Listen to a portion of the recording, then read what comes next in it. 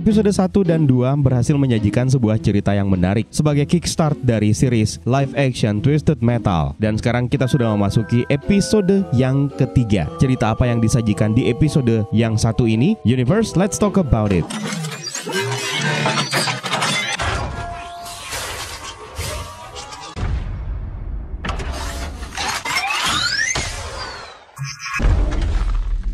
Seperti biasa, sebelum kita mulai pembahasan kita kali ini, kita harus kasih spoiler warning terlebih dahulu buat kalian yang belum pernah menyaksikan series Twisted Metal. Siapa tahu ada di antara kalian yang berniat untuk menonton series ini, mendingan tinggalkan saja dulu pembahasan kita kali ini agar kalian tidak kehilangan cinema experience yang bisa kalian dapatkan ketika menonton langsung seriesnya. Dan tentu saja agar kalian bisa relate dengan apa yang kita bahas kali ini.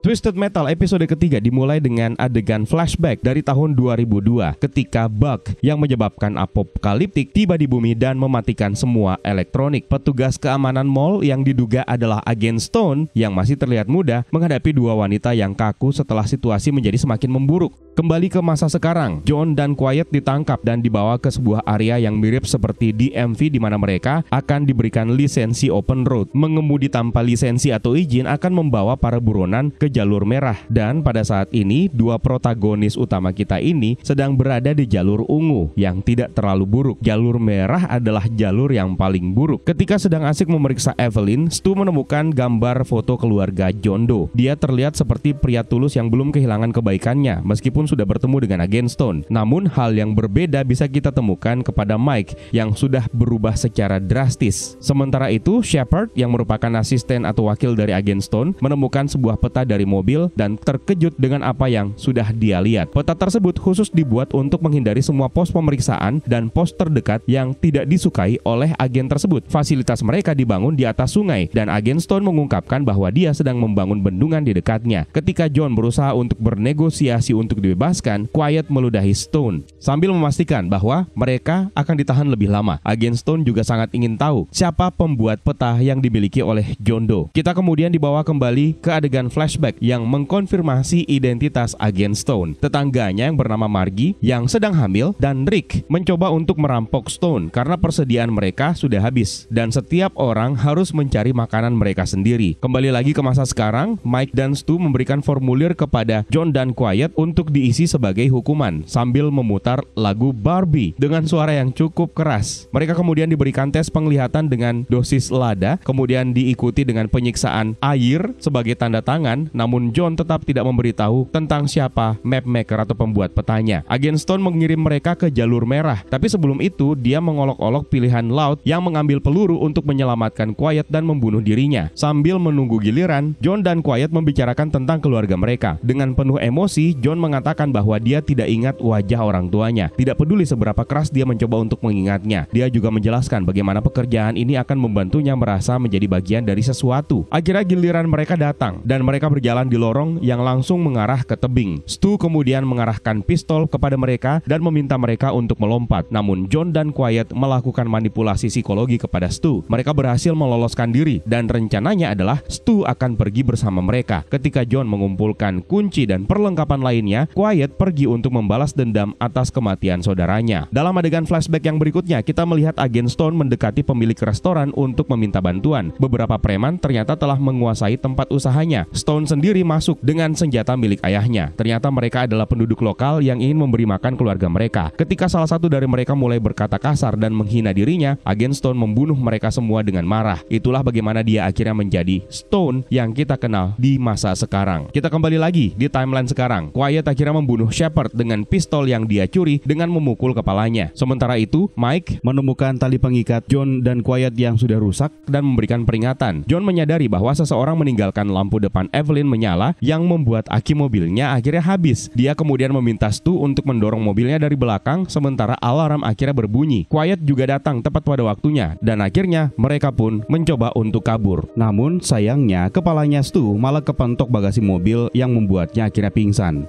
Quiet dan John pun akhirnya tidak punya pilihan lain selain meninggalkannya. Quiet mengungkapkan bahwa dia melihat tempat di peta di kantor milik Agen Stone, yaitu sebuah kota perlindungan di Midwest yang tidak terpengaruh oleh apokaliptik, dan kota tersebut adalah kota tempat di mana Agen Stone berasal, yaitu di Topeka. Sebelum kita menemukan detail-detail penting dari episode ketiga ini, sedikit quick review lagi. Akhirnya di episode ketiga kita kembali dibawa untuk menyimak alur cerita yang fokusnya mengarah kepada Agent Stone melalui adegan flashback. Adegan flashback tersebut ternyata berhasil membantu kita untuk memahami motivasinya Agent Stone sehingga memiliki karakter development yang sangat kokoh. Perkembangan karakter dari Quiet juga terus berlanjut dengan memperlihatkan dia akhirnya membunuh Shepard, yang mana adegan inilah yang diperlukan untuk mengembalikan keseimbangan dalam hidupnya yang sudah hilang. Dan adegan tersebut terlihat sangat brutal, yang mengingatkan saya kepada salah satu scene dalam series The Last of Us ketika Ellie membunuh pimpinan sekte kanibal dengan sangat kejam dan brutal. Sekarang kita beralih ke detail yang bisa kita temukan di episode ketiga ini. Satu hal yang tidak sempat kita bahas di dua pembahasan sebelumnya adalah judul dari setiap episodenya. Episode ketiga berjudul NTH Law 1, yang mana kemungkinan ini berarti End the Law 1. Episode kedua sendiri berjudul 3RNCRCS, yang mana mungkin saja berarti Three Ring Circus, yang menunjukkan bahwa episode kedua berfokus kepada Sweet Tooth yang memulai pertunjukan sirkusnya. Dan episode pertama berjudul WLUDRV, yang kemungkinan besar berarti Will You Drive, yang mana sebenarnya ini merupakan sebuah pertanyaan yang diajukan oleh Raven untuk meminta John Doe melaksanakan misi yang dimintanya menuju ke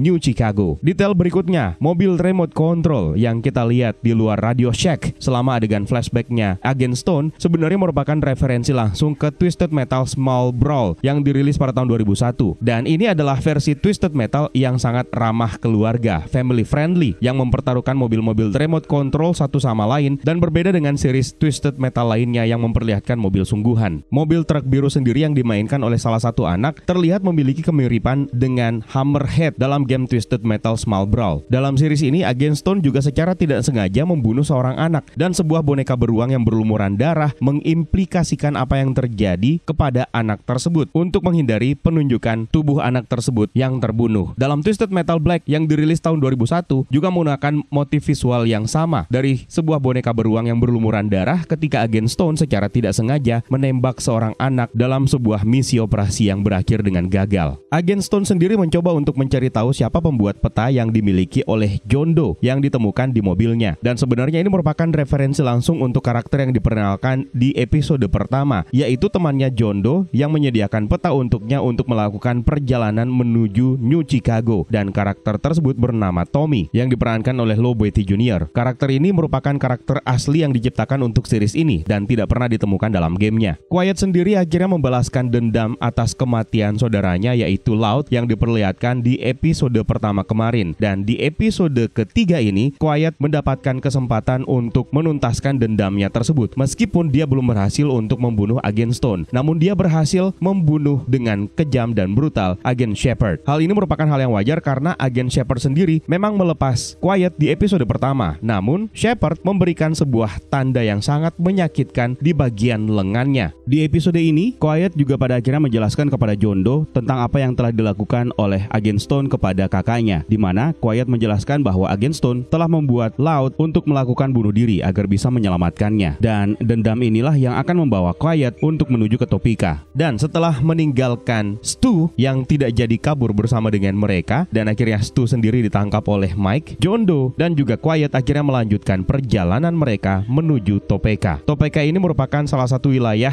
ibu kota negara bagian dari Kansas yang terletak di sepanjang sungai Kansas. Dan di episode selanjutnya kita bakalan melihat perjalanan mereka menuju ke Topeka ini, dan ada lebih banyak cerita yang menarik lagi yang akan disajikan. Seperti yang sudah saya bilang sebelumnya, series yang satu ini akan kita bahas lebih cepat daripada series yang lainnya karena pada dasarnya series ini sudah bisa disaksikan secara keseluruhan. Jadi tungguin pembahasan kita untuk episode yang keempat. Kalau ada detail lain yang mungkin kalian ketahui dan kalian temukan tapi tidak kita bahas di pembahasan kita kali ini, jangan sungkan tambahkan di kolom komentar di bawah ya Universe, terutama untuk kalian nih yang sudah sangat akrab dengan franchise game yang satu ini. Terima kasih buat kalian yang sudah meluangkan waktu untuk menyimak pembahasan kita kali ini, dan terima kasih juga buat kalian yang sudah bersedia untuk bergabung di membership untuk channel ini. Juga terima kasih buat kalian yang sudah bersedia untuk memberikan super thanks-nya. It's time for me to sign out. My name is Eka. Stay safe and until next time.